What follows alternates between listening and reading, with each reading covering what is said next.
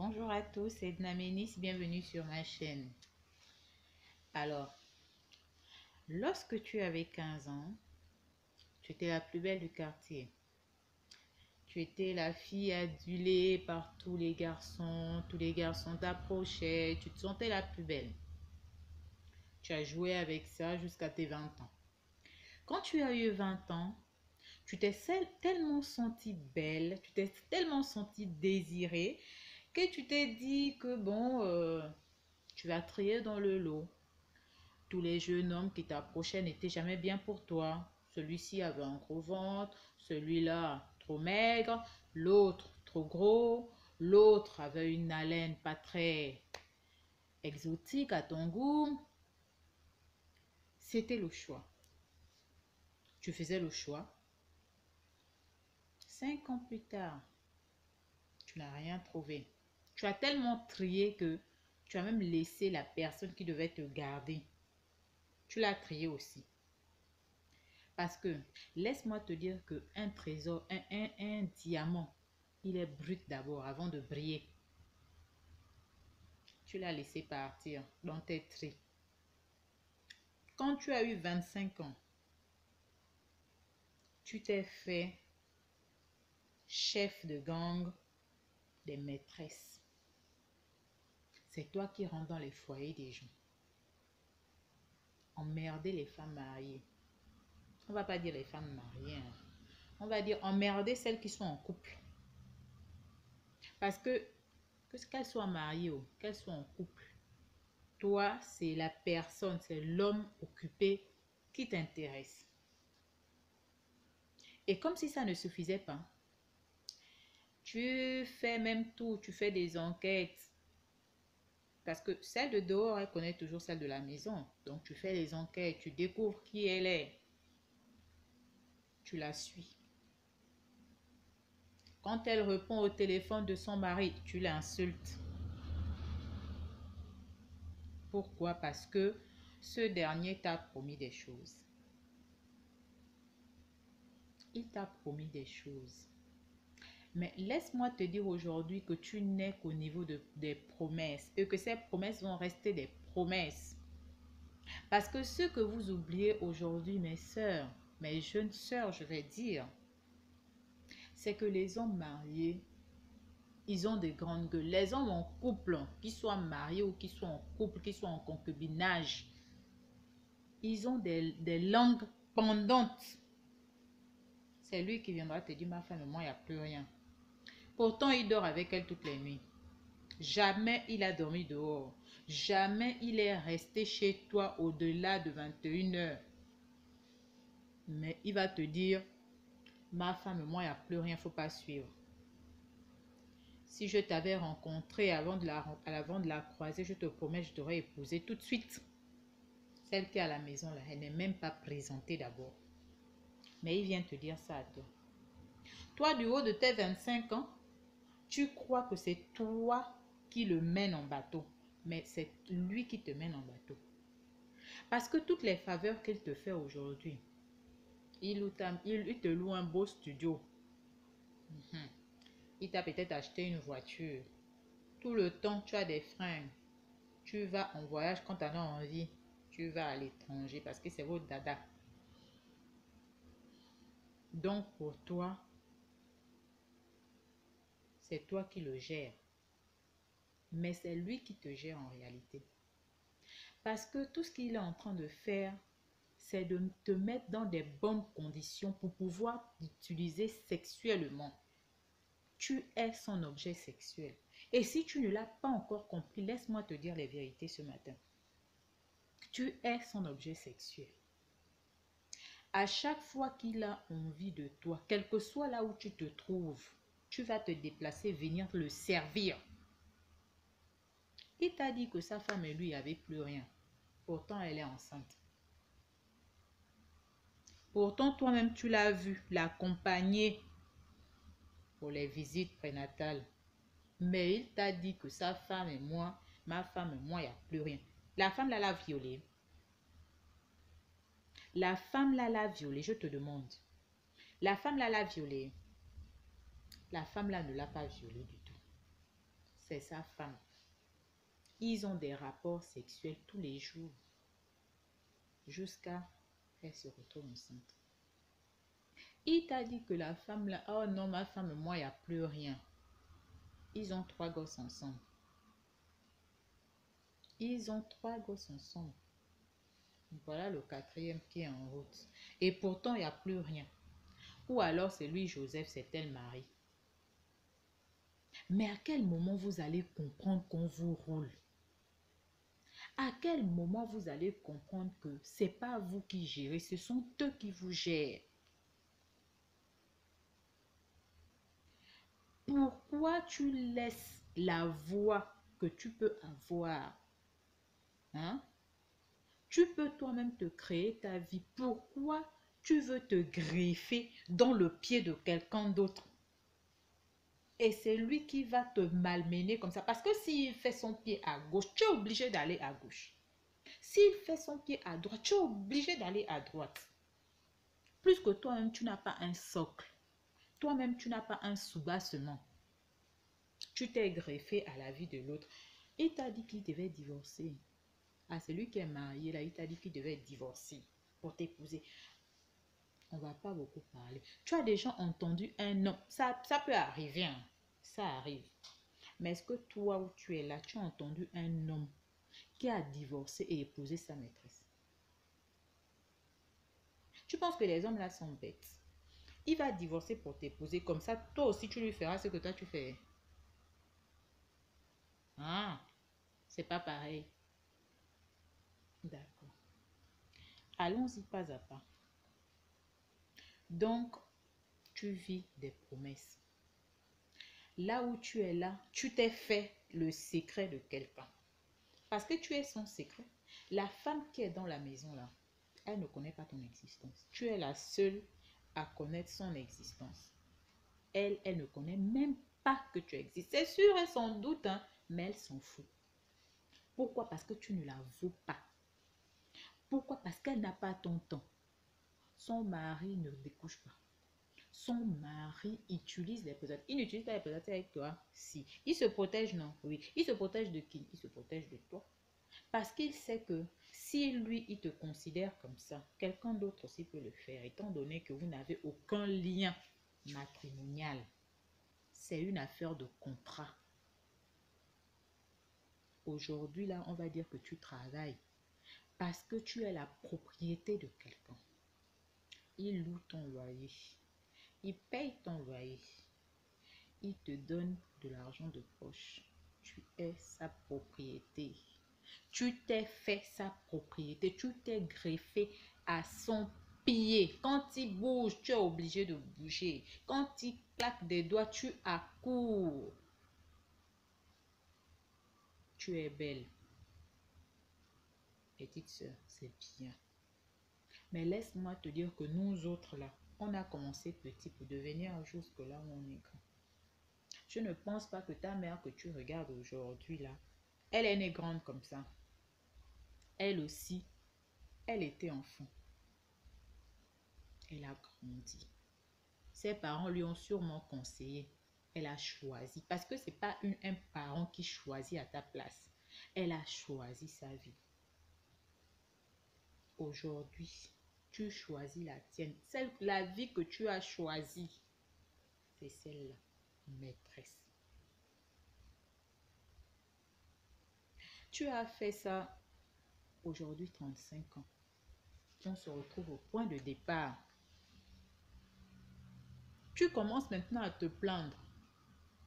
Oui, il m'a perdu le temps. Il m'avait promis. Il m'a dit ceci. Il m'avait dit cela. Mais tu es sûr que pendant 25 ans jusqu'à 35 ans, donc 10 ans, il n'y a pas quelqu'un qui t'a parlé.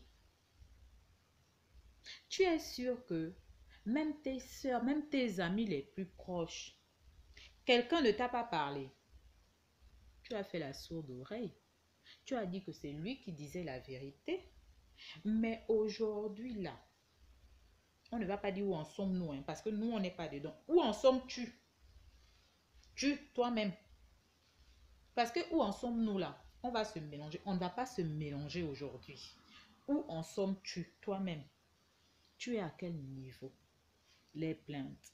Les plaintes ne vont rien changer. Tu t'es dit que en le piégeant, en lui faisant 2 enfants sur son dos, les choses devraient changer. Mais tu as oublié que sa femme n'était pas stérile. Tu as oublié que sa femme a fait garçon, sa femme a fait fille. Quand tu l'as croisé qu'il te disait que non, sa femme et lui n'avaient plus rien, elle était enceinte. C'était le 4e. Après ça, là, elle a fait 5, elle a fait 6. Il a continué à te dire non, ça ne va pas. Mais on est obligé d'entretenir pour qu'elle ne se doute de rien. Qu'elle ne se doute de quoi? Qu'elle ne se doute de quoi? Tu n'existes pas. Tu es le secret de son mari. À quel moment vous allez arrêter ça? À quel moment vous allez vous vendre plus cher? Parce que vous ne vous vendez même pas. Vous donnez gratuitement. Pour des miettes. Oui, c'est vrai, vous allez me dire, oui, tel n'a pas fait. Oui, oui, oui, oui, oui. Vous trouvez toujours les raisons. Vous savez, hein, quand on ne veut pas faire quelque chose, tout de suite, on a la raison négative pour cela. Mais quand on veut que les choses changent, on trouve les solutions. Et même quand cette solution semble boiteuse, on se dit et on se persuade que cette solution est la meilleure. Parce qu'on veut que ça marche. Mais quand on ne veut pas que ça marche, toutes les solutions deviennent négatives. Le diamant que vous voyez dans le magasin, le diamant avec toutes les formes là, on le prend brut. C'est la même chose pour l'or. Tu donnes la forme.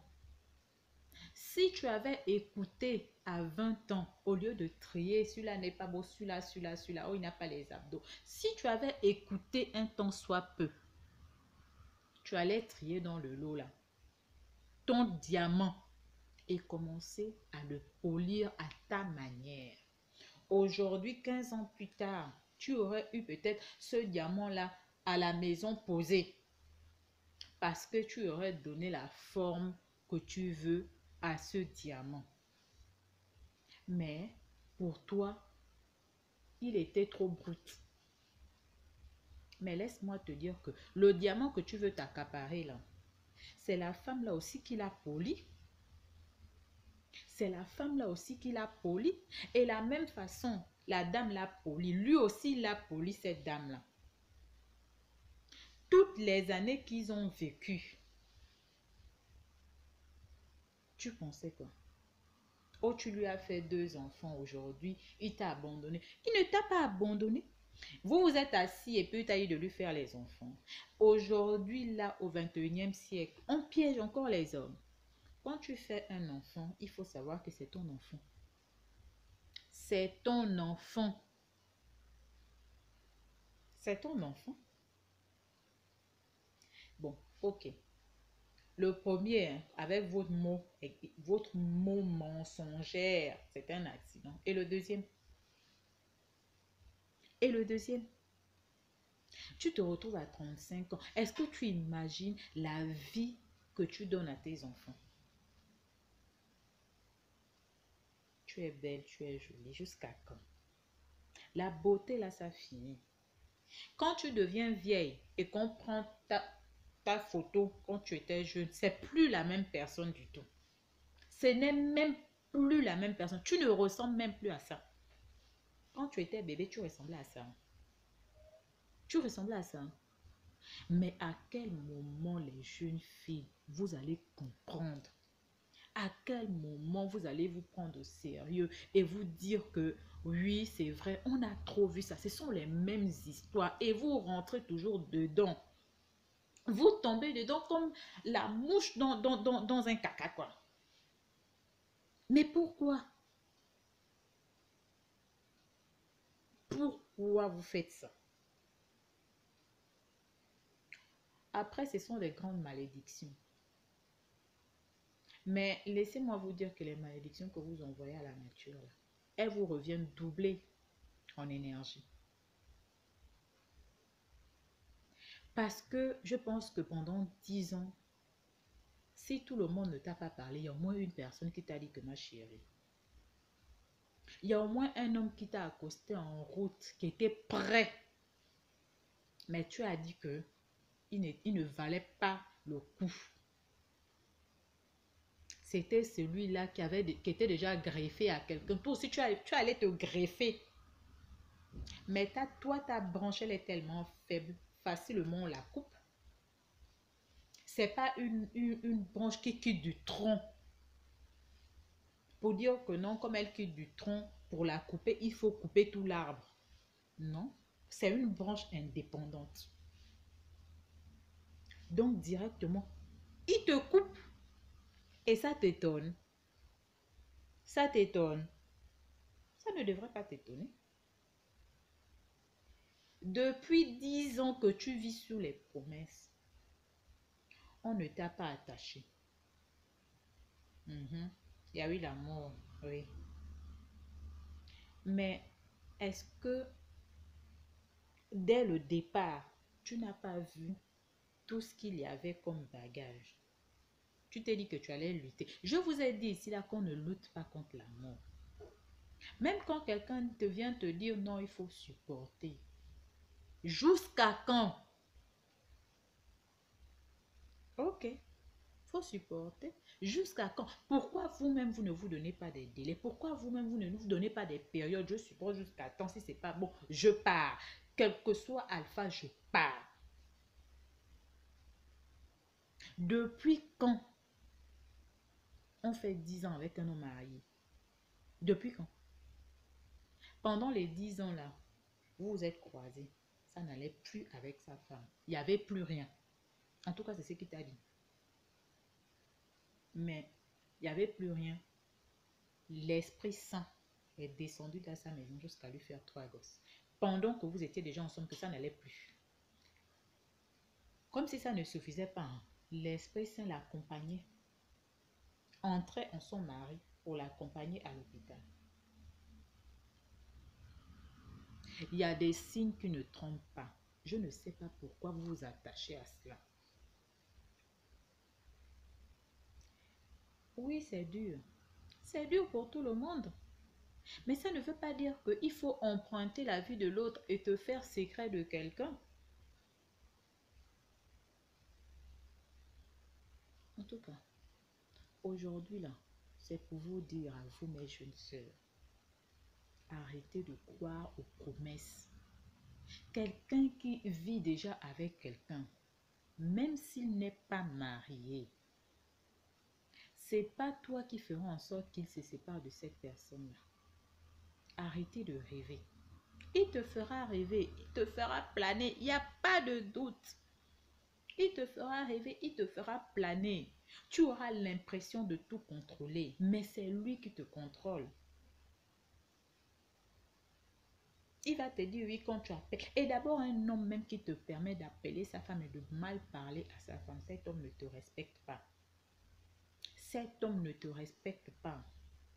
Parce que demain, il ne se gênera pas aussi de dire à une autre de tes maîtresses, une autre de ses maîtresses, quand il n'aura plus envie de toi, pour te dire dégage. Et la fille ne va pas se gêner du tout. Ne tombez pas dans ce piège pervers-là. Chacun n'avait qu'à apprendre à rester à sa place.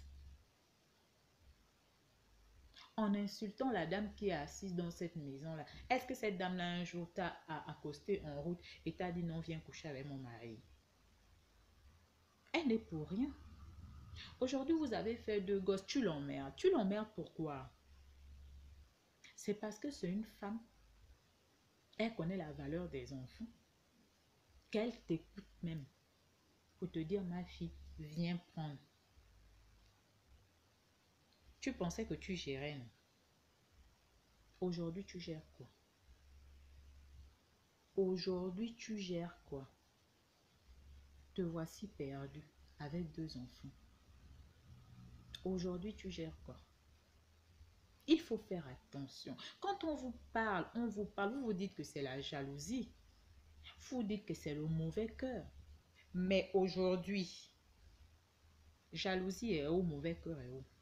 Tu t'es fait le secret de quelqu'un, la propriété sexuelle de quelqu'un. La première grossesse, lui-même, il t'a dit quoi? Qui n'a jamais désiré un enfant avec toi? Pourquoi tu n'as pas compris? Parce que quand il est venu s'excuser, c'était ça sa phrase. Il n'a jamais désiré un enfant avec toi. Pourquoi tu n'as pas compris? Dire aujourd'hui qu'il m'avait promis. Il t'a promis quoi? C'était écrit où? Ce qu'il te dit quand le pipi est debout. Tu crois à ce qu'il te dit quand le pipi est debout. Aujourd'hui là, même la maison que tu dors, il ne paye plus. Ça veut dire que les enfants là, ils considèrent les enfants de la même façon qu'ils te considèrent. Arrêtez de faire ce que vous faites là. On parle de ça tous les jours. On va toujours parler. Et je sais que quelqu'un a déjà parlé. Quelqu'un t'a déjà parlé. Mais tu t'es entêté. Soit tu t'es entêté, soit tu as voulu te prouver quelque chose, soit tu t'es dit que tu gérais. Mais je te dis aujourd'hui que tu n'as jamais rien géré. C'est lui qui a toujours géré. Parce que la même dame là, qu'il avait toujours les problèmes avec elle, il est toujours avec elle. Il est toujours avec elle. Ils n'ont jamais eu des problèmes. Il n'a jamais dormi dehors. Les enfants, là, la femme n'était même pas au courant si ce n'est pas parce que tu as appelé. Aujourd'hui, tu te plains. Tu as eu tout le temps pour prendre une décision. La décision que tu as prise, c'était de faire des enfants derrière lui. C'était de le piéger toi-même. Vous voyez comment quelqu'un se décide à se mettre dans le groupe seul. Tu te lèves, tu te dis, je vais faire du mal à quelqu'un. Mais tu te fais du mal à toi-même. Et en plus de ça, tu multiplies ta souffrance par 2. Aujourd'hui, là, ça fait 3 personnes qui souffrent. Pour rien. Parce que tu t'es entêté. Parce que tu pensais que tu gérais. Parce que tu disais que tu maîtrisais la situation. Quand il venait chez toi et que sa femme l'appelait, qui ne répondait pas, tu étais heureuse. Mais tu oublies qu'avant 21h, il rentrait à la maison. Et si au moins il disait à sa femme, j'étais en réunion, je ne pouvais pas répondre, chérie, excuse-moi. Mais tu t'es dit que non, quand il est avec moi, même sa pétasse de femme, il ne répond pas. Arrêtez. Ça t'est servi à quoi? En tout cas, à bon entendeur, abonnez-vous